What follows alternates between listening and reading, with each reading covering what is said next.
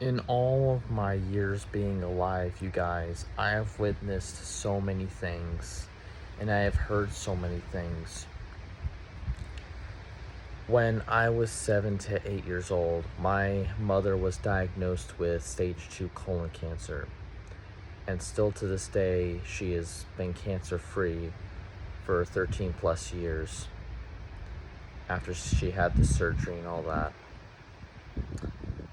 Around afterwards, when I learned about, as a young boy, about 9/11, just learning about the curiosity of what happened with 9/11, I ended up finding out that a man in the South Tower of the World Trade Center, around the impact point of the South Tower of the World Trade Center, in the South Tower, a man survived a almost direct impact when the plane hit his office. He said when he saw the plane and he was petrified, he said, "Lord, I can't do it." And then he dove under his desk, and the plane not only obliterated into billions of pieces, but he survived.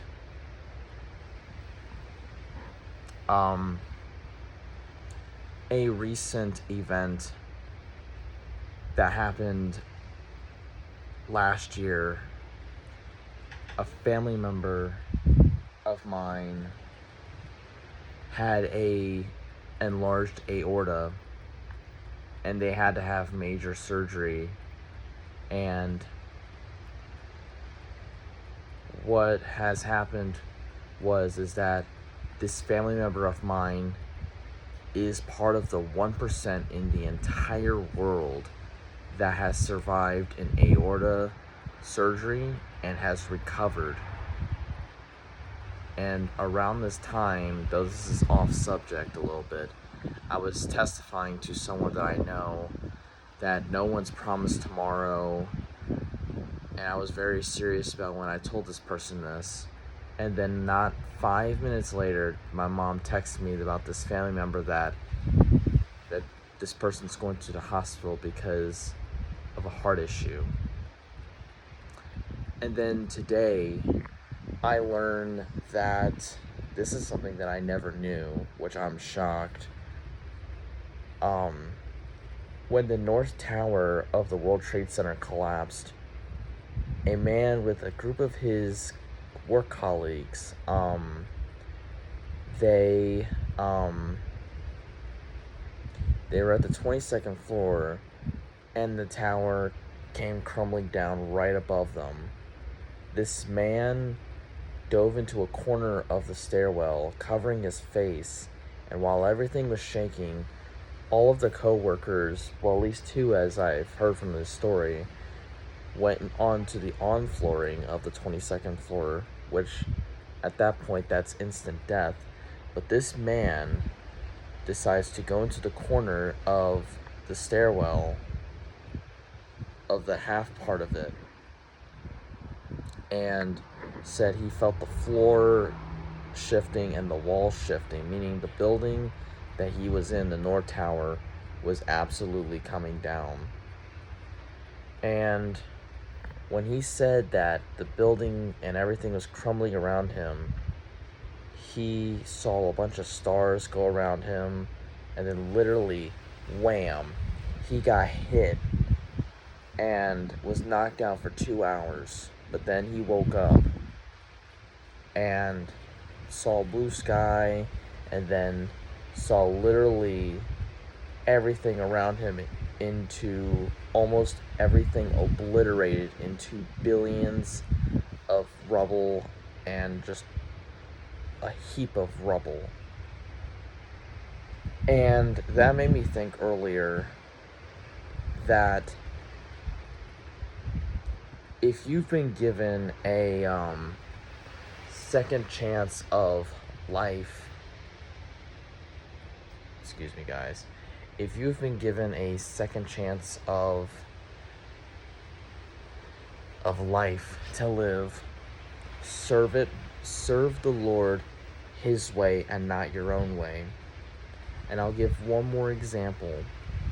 Jan Boshoff, a man who truly did walk with the Lord at first, but then fell away many times.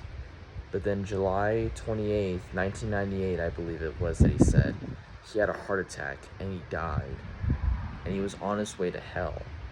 But he begged the Lord in spirit when he was on his way to hell to take him back.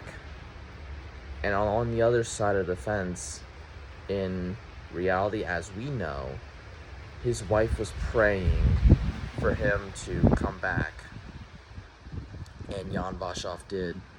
And after that, he faithfully walked with the Lord Jesus and served him his way, not Jan Boshoff's way. And I can say with confidence that Jan Boshoff is with the Lord Jesus right now as we speak, because the Lord Jesus confirmed it to me through a thunderstorm last year.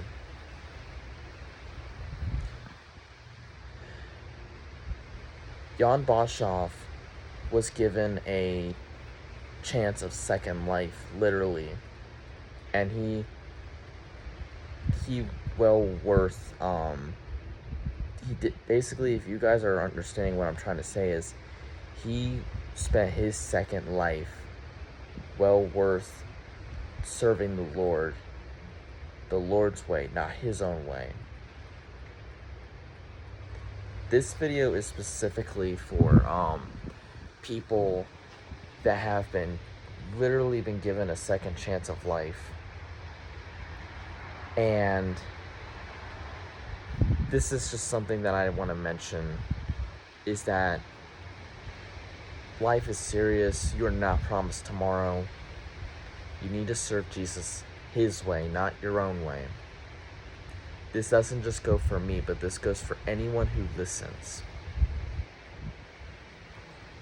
So, if you've been given a second chance of life, literally, will you serve Jesus his way, or are you going to serve it your way? It doesn't get more plain and simple than that, you guys. May Jesus bless you.